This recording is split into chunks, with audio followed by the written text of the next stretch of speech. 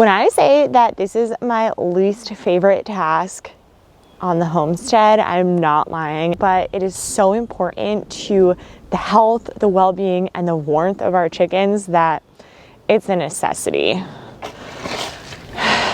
Okay, so all I'm gonna do right now is pull in this mulch, and we're gonna talk about the task at hand for this morning on this honestly pretty chilly, brisk morning. But I'm happy I'm gonna get it done with now. Happy I'm gonna do it when I don't sweat throughout this, and also had that compiled. And I'm hoping that the coldness might actually remove or eliminate some of the smell.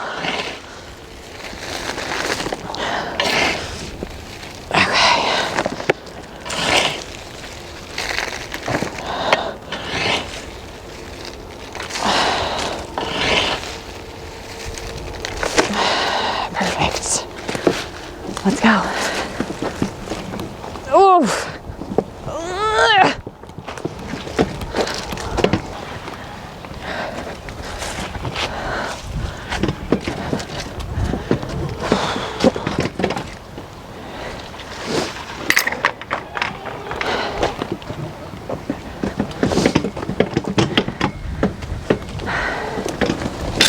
So the real question is, what am I talking about?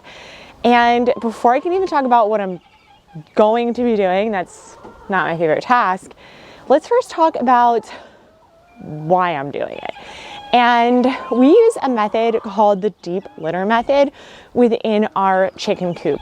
This basically means that we're going to be heating our chicken coop all winter long by just composting. This is a process that we started off in the spring. So starting early spring, we clean out our coop and we lay down a nice fresh layer of bedding. Then throughout the year, we add browns and greens, newspapers, we add grass clippings, leaves, mulch.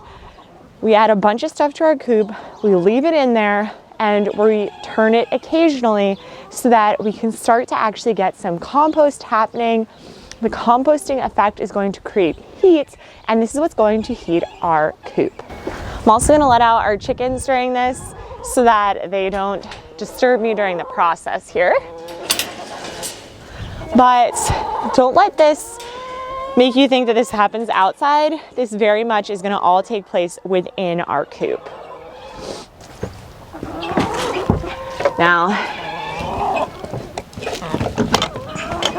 this is where all the magic really happens.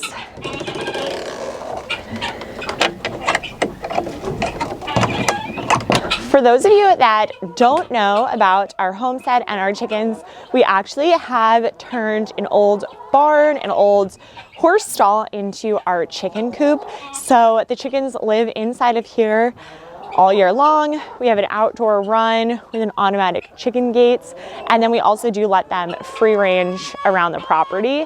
But we do really take advantage of composting within our coop, and this takes a lot of time. I mean, it doesn't really take that much time. All year you just want to be adding to it and turning it and looking for moisture.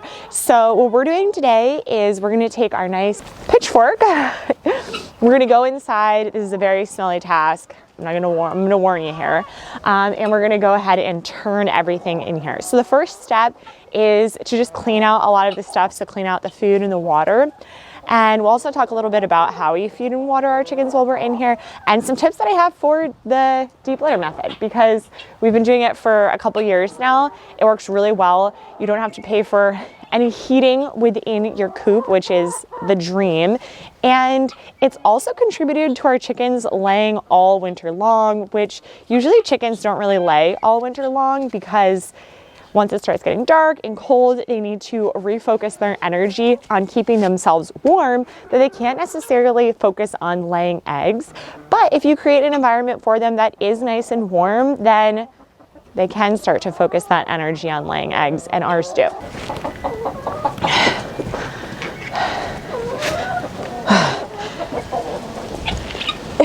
This is one of our 2 automated feeding systems. So this is actually really neat and great. We just used a Home Depot buckets and a round bottom. All you do is you put some holes in your Home Depot buckets. We've drilled 3 or 4 big holes in here, and then you just fill up the top with your food, comes down the side, and you have a nice little tray on the bottom.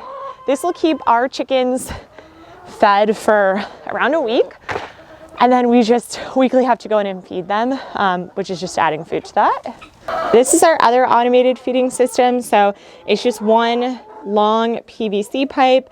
It's 4 inches or 3 inches on the top. The wider you can go, the better. And then we just have an L bracket here and a cutoff piece. So all the food trickles down in here, fills up in here, so you have a nice feeding system. We use this for our baby chicks as their little baby chick zone. We don't have any baby chicks now, so just everyone can go in there. You can see I spilled a little bit, but otherwise, pretty great setup, and we love our automations. Bigger cement blocks. We put this under the food system so that it's just not on the ground the whole time. Keeps it a little raised. This has actually been in our coop for a little bit of time when we were raising some chicks in our chick section. This is what we were using for their watering system. For the baby chicks, you kind of have to use something that has smaller amounts so that they don't drown in their water. So I can actually put this away for the winter as well. I also usually will go in and clean out the nesting boxes at this time, although I did recently do that, so I can just leave those guys. But now for the really fun and disgusting part, which is actually turning the mulch in here. So this is actually similar to what you do if you were composting for garden in any type of composting bin. You want to make sure to turn it because it helps bring some of the top items down. And then during this process, we're also going to add some new organic materials in, which is why I was actually pulling up some mulch over there. I'm going to open up the doorways a little bit here so we can actually see everything. We've actually had a lot of birds up in here recently, so we have some nice little droppings. They're also making this coop their home for the winter. As much fresh air you can get in here while you're doing this, the better, because it gets real stinky. And I also think doing this during the winter is just like 1,000 times better because it usually takes down the smell. In the summer, it gets really, really strong. Okay, here is our coop. So all we're gonna do is just take this and turn it as much as we can. Now, what's pretty cool is when you're doing this, you'll notice we do a lot of our just like lawn clippings in here. We put leaves in here, mulch throughout the year, hay from the nesting boxes. And I really started to notice that as you're doing it, it's starting to break down and turn into dirt, which is exactly what we want. You might actually get a little bit of warmth in here when you're doing this. And what's really great about this is in the spring, when we clear this out, we actually can use it for our gardens in the future. And this is really nice composted soil that our chickens have gone and created for us. A lot of their droppings will go in here. A lot of nice bugs will start to work their way in here because we know where there are chickens, there are inevitably flies and bugs. So you're gonna see a lot of those. Okay, so as I was doing this, you probably noticed that the chickens started coming in. I've realized that this is a favorite activity of theirs because you're turning up a lot of this stuff in here. They're finding some buggies, they're finding some sprouts, a little vegetation seed, maybe food that dropped. So this is definitely a loving activity of theirs, especially with the friendly guys. They'll come out and pick while I'm doing this. Something you really want to focus on is any entryways because that's usually where everything's flattened down the most. There's a lot of weight on those from the chickens coming in and out, from you coming in and out, filling their food and all that kind of stuff. So definitely make sure to get those areas pretty well. and especially by the watering systems. So this is actually our automated watering system. As you'll notice, it is just a really large garbage bin. And then what we did is we actually put these watering cups on them. These are really, really great. We've had these for a long time. You can also replace them if the chickens do destroy them, which happens sometimes. This red mat right here, this is actually a heater. So in the winter, this gets pretty cold. We fill this all the way up with water. So we have enough water for a pretty long time. We don't need to fill this that often. In the winter, obviously, we fill it a lot more because the chickens do need a lot more water during the winter because they're using up a lot of energy to keep themselves warm. They need the water to help digest their food, to give them enough energy. So water is really important all year. And when you have 30 chickens, how can you automate their watering? This is a really great method. You can also downsize this and do it in different methods. And then the heating coil is really amazing. And I can link these because it's really great. Something else you'll also notice is we do bungee the top on here. So we did not originally bungee this, and we noticed that the chickens would easily just kind of knock this off, and we have had a chicken fall in here before. So not really what you want. So we do bungee that and make sure that it's safe for our chickies. Let's talk about some of the things that we're actually using in our deep litter method. So right now I'm putting in mulch. This is a really great base and it's actually free in our area. You can usually call up different tree cutting companies and they're happy to drop off mulch. There's also websites you can join to get free mulch delivered to you as well. So I definitely suggest taking advantage of those, looking into your town, anything like that. We love the word free. We do things from our garden when we clear out our garden, anything that we're using from our vegetables, anything like that. The one thing that we do not do during this is we do not put any actual food waste in here. We don't do that because it already can get quite smelly in here in the summer and we don't really want to add to that. So we compost all of our food waste and our kitchen scraps usually in our actual compost, and this is more of things that don't really smell.